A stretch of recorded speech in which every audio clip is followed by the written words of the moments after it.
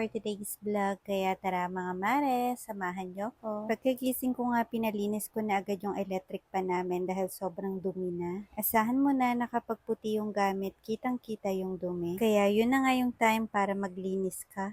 Char. Anyways, pumunta na nga ako sa kusina dahil magluluto rin ako ng aming pananghalian. Nagkikrave nga ako sa nilagang baboy kaya eto nga yung lulutuin ko mga mare. Mas marami kasing nakakain si Habila kapag masabaw yung ulam namin. At kahit nga ako mga mare, mas marami talaga akong nakakain lalo na't kapag maraming gulay. Kaya eto isa-isa ko na nga palang hiniwa yung mga recados. Mas masarap nga sana to kung merong saging saba ang kaso wala nang nabili.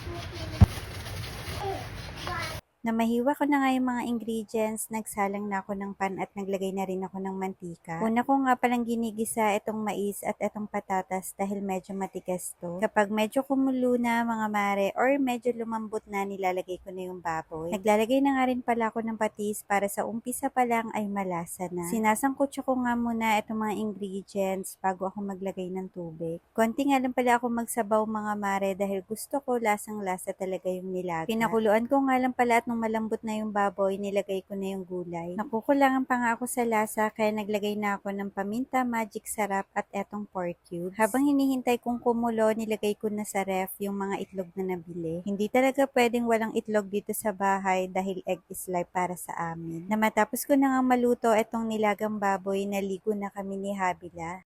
Tinawag ko na nga rin pala siya para kami makakain na dahil marami pa nga akong dapat asikasuhin. Bali, pagkatapos nga namin kumain dyan mga mare, umakyat na ako sa taas at kailangan ko nga magbukas ng parcel. Eto nga pala yung hair straightener from Hode. Pag open ko nga ng box, mayroon na siyang kasamang manual at etong pinaka hair straightener. Sobrang nagustuhan ko nga to mga mare dahil meron ng 360 swivel cord. Available nga rin pala to sa color purple pero etong pinili ko ay color pink. Sobrang nagustuhan ko siyang gamitin dahil napaka-smooth niyang pamplansya ng buhok. Kung meron ka nga ring frizzy hair, nako, eto na yung sign para mag-smooth yung buhok mo. Nagustuhan ko nga dahil upgraded na yung heating pad, hindi siya nakaka-damage ng buhok. Kaya kahit halos araw-araw kang magplansya ng buhok mo mga mare ay okay na okay lang. Bali, ilang beses ko nga lang palang pinadaanan dyan at grabe, nag-straight talaga agad yung buhok ko. Anyways, kung gusto nyo nga rin pala nito, ilalagay ko sa yellow basket or sa comment section yung link.